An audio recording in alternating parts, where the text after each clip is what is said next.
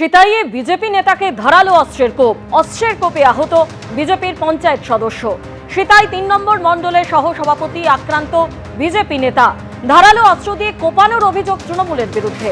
হামলার অভিযোগ অস্বীকার শাসক দলের।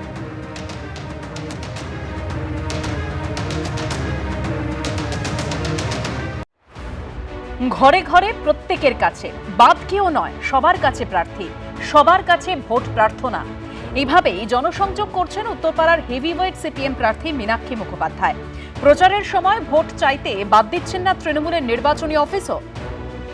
উত্তরপাড়া 2টো রেপ, 4টে ছিনতাই, এখানে প্রমোটার ধরে একজন মহিলার মাথা ফাটিয়ে দিচ্ছে, এলাকায় এত বেআইনি মদের দোকান চলছে, সাট্টার দোকান চলছে, তাহলে তো এগুলো সম্পর্কে কথা বলা বন্ধ করে দিতে হয়, চুপ হয়ে যেতে হয়। দিদি বললেন যে মানুষের সঙ্গে বেইমানি করো না সিপিএমকে দেওয়ার জন্য। এখানে হুব্বা শ্যামলের এক সময় দাবদাবা ছিল, কল্যাণ ব্যানার্জি পুরো শেষ করে দিয়েছে। হুগলি জেলায় মস্তান নেই, হুগলি জেলার মানুষ মমতা বন্দ্যোপাধ্যায়ের বিভিন্ন প্রকল্পে সহযোগিতা পেয়ে আজকের খুবই উপকৃত। 21-এর মহাযুদ্ধের এপিসেন্টার ছিল নন্দীগ্রাম, 26-এর ভোটের ভরকেন্দ্র ভবানীপুর। 5 বছর পর ফের মুখোমুখি হচ্ছেন মমতা বন্দ্যোপাধ্যায় এবং শুভেন্দু অধিকারী। 21-এর নন্দীগ্রামে তাঁদেরকে ফাইট দিয়েছিলেন সংযুক্ত মোর্চা সমর্থিত সিপিএম প্রার্থী মীনাক্ষী মুখোপাধ্যায়। ডিওয়াইএফআই এর প্রাক্তন রাজ্য সম্পাদক এবার লড়াই করছেন হুগলির উত্তরপাড়া আসনে, যেখানে তার প্রতিদ্বন্দ্বী তৃণমূল সাংসদ আইনজীবী কল্যাণ বন্দ্যোপাধ্যায়ের ছেলে শীর্ষণ্য বন্দ্যোপাধ্যায়, বিজেপি প্রার্থী দীপাঞ্জন চক্রবর্তী ও কংগ্রেস প্রার্থী সুব্রত মুখোপাধ্যায়। সকাল থেকে সন্ধে চলছে মীনাক্ষীর দেওয়াল লিখন, মিটিং, মিছিল, প্রচার। জয়ের লক্ষ্যে উত্তরপাড়ায় ঘাঁটে গেড়েছেন বর্ধমানের মেয়ে। পরিযায়ী ক্ষেত্রে যে শব্দটা, যে এর পরের শব্দটা যেটা আমাদের আরও বেশি পরিচিত, সেটা হলো পরিযায়ী শ্রমিক। আমাদের কথা হলো আমরা আমাদের পশ্চিমবঙ্গের বেকার ছেলেমেয়েগুলোকে বাইরের রাজ্য থেকে ফিরে নিয়ে এসে আমাদের রাজ্যে তাদেরকে কাজের ব্যবস্থা করা। আর নইলে এখন যারা যেখানে আছে সেখানেই তাদের স্বাস্থ্য কার্ড, সেখানেই তাদের রেশন কার্ড, সেখানেই তাদের বাঁচার জন্য এবং পুলিশি নিরাপত্তা দেওয়ার কাজটা আমার রইল।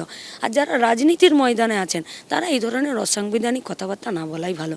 এতে তাদের রাজনৈতিক বোধবুদ্ধির দেউলিয়াপনা প্রকাশ পাওয়া ছাড়া আর কিছু বলে না। মীনাক্ষীর সঙ্গে যখন দেখা হলো তখন তিনি উত্তরপাড়ার 12জিবি পাড়ায় প্রচার করছেন। লাল পতাকা আর বেলুনে সেজে উঠেছে চারপাশ। সমস্ত বন্ধ কারখানার জমিকে ফিরে কারখানার জন্য করার ক্ষেত্রে আমাদের অনেক পরিকল্পনা রয়েছে এবং আমাদের ব্লুপ্রিন্ট রেডি আছে। শুধু হিন্দ মোটর কেন, গোটা পশ্চিমবঙ্গের 14টার বেশি ACZ, food park, IT park তৈরি করার জমিগুলো আছে। সে নিয়ে কোনো পরিকল্পনা বিগত 15টা বছরে নতুন করে হলো? আরজিকর আন্দোলনের সময় প্রতিবাদের অন্যতম মুখ হয়ে উঠেছিলেন, যার বিচারের দাবিতে সেদিন পথে নেমেছিলেন সেই অভয়ের মা এখন যোগ দিয়েছেন বিজেপিতে। উত্তর 24 পরগনার পানিহাটি থেকে হয়েছেন প্রার্থী।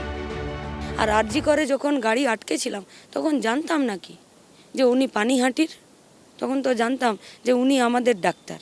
পশ্চিমবঙ্গটা আমাদের, আমরা পশ্চিমবঙ্গের সিএম আইপ্যাকের অফিস থেকে আপনাদের নাকের ডগা থেকে ফাইল বের করে নিয়ে চলে আসছেন, আপনারা চুপ করে দাঁড়িয়ে আছেন আর আপনারা বলছেন বিরোধী ভোট। আমরা তো দুজনকে এক জায়গায় দাঁড়িয়ে দেখছি।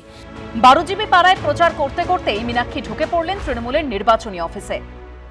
পশ্চিমবঙ্গে লুটের রাজনীতি চলেছে, পশ্চিমবঙ্গে আইনের শাসন ছিল না, পশ্চিমবঙ্গে বেনিয়মটাই নিয়ম হয়েছে। আমরা পশ্চিমবঙ্গে লুট বন্ধ করতে চাইছি, বেনিয়মটাকে নিয়ম নয়, নিয়মটাকে ফিরে রিস্টোর করতে চাইছি এবং আইন অনুযায়ী পরিচালনা। মীনাক্ষী রাতে থাকছেন দলীয় নেতাদের বাড়িতেই। সকাল হলেই শুরু করছেন প্রচার।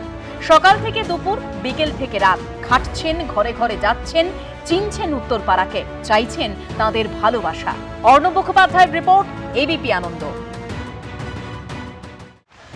রাজনীতির ডেবিউ ম্যাচে তাক লাগিয়েছিলেন নওশাদ সিদ্দিকী।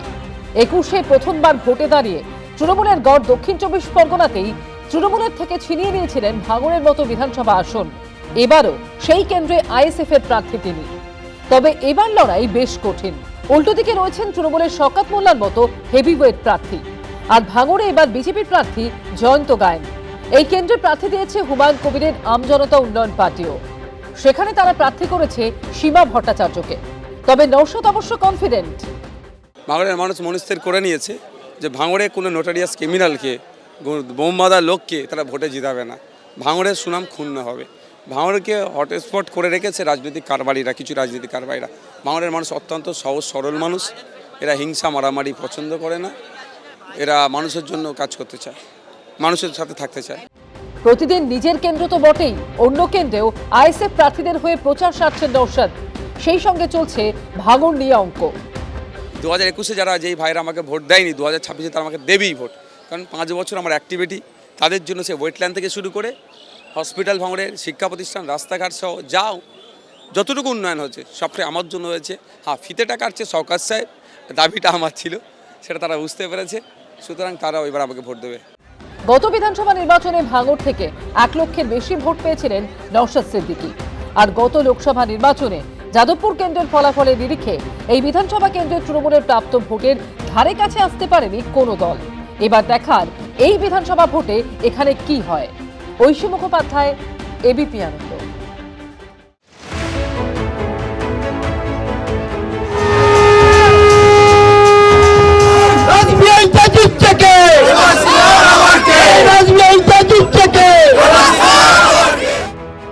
একুশের পর 26, ফের একবার দেবাশিস কুমারে ভরসা রেখেছে তৃণমূল কংগ্রেস। টিকিট পেয়েছেন সেই রাসবিহারী কেন্দ্র থেকেই। তৃণমূল ক্ষমতায় আসার বহু আগে সেই বাম আমল থেকে রাসবিহারী কেন্দ্র তৃণমূলের দখলে। 1998 সাল থেকে এই কেন্দ্রের বিধায়ক ছিলেন শোভনদেব চট্টোপাধ্যায়। 2021 সালে তাঁর জায়গায় রাসবিহারী কেন্দ্রে তৃণমূল প্রার্থী করে দেবাশিস কুমারকে। বাম আমলে কিছু সিট ছিল এরকম যেগুলোতে বলা হতো যে কলা গাছ দাঁড় করালেও জিতে যাবে। রাসবিহারী কি তৃণমূলের ক্ষেত্রে সেরকম সিট হয়ে গেছে? দেখুন, আমি এই ধরনের উন্নাসিকতাকে আমি কখনোই মনে করি না এটা ঠিক। আমি মনে করি আমরা মানুষের সঙ্গে ছিলাম, মানুষের সঙ্গে আছি এবং মানুষের সঙ্গে থাকব। এবার রাসবিহারীতে দেবাশিস কুমারের বিরুদ্ধে প্রার্থী বিজেপির স্বপন দাশগুপ্ত। কংগ্রেস এই কেন্দ্রে প্রার্থী করেছে আশুতোষ চট্টোপাধ্যায়কে। আর রাসবিহারী কেন্দ্রে এসইউসিআই প্রার্থী করেছে দিলীপ হালদারকে। গত বছর একজন প্রার্থী এখানে হয়েছিলেন, তিনি ভারতবর্ষের চিফ অফ আর্মির 2nd পজিশনে ছিলেন। আমি প্রথম কথা কোনো ব্যক্তির বিরুদ্ধে লড়াই করার জন্য এখানে আসিনি। আমি একটা দলের প্রার্থী, বিভিন্ন দলের বিভিন্ন রাজনৈতিক দলের প্রার্থী আছেন, তাদের বিরুদ্ধে আমার লড়াই। 2021 সালের বিধানসভা ভোটে রাসবিহারী কেন্দ্রে দেবাশিস কুমার জিতেছিলেন 21,414 ভোটে। 2024 সালের লোকসভা ভোটের বিধানসভা ভিত্তিক ফল অনুযায়ী রাসবিহারী কেন্দ্রে তৃণমূল লিড পেলেও মার্জিন কমে হয় মাত্র 1,691। এবার সামনে বিধানসভা ভোটের লড়াই, তবে ব্যবধান বাড়িয়ে জেতার ব্যাপারে আশাবাদী দেবাশিস কুমার। আমি লড়াইয়ে আছি, শেষ দিন পর্যন্ত লড়াই থাকতে চাই। ব্যবধান বাড়বে না কমবে মানুষ ঠিক করবে। মানুষের কাছে কি বলে যাচ্ছেন, কি বার্তা দিচ্ছেন? ওই একটাই কথা, 5 বছর আপনারা সুযোগ দিয়েছিলেন, বলেছিলাম পাশে থাকবো, যদি থেকে থাকি তাহলে দেবেন। রাসবিহারী কাকে চাইছে জানা যাবে 4 মে। ঐশী মুখোপাধ্যায় রিপোর্ট, এবিপি আনন্দ, কলকাতা। এবিপি আনন্দ, এগিয়ে থাকে, এগিয়ে রাখে।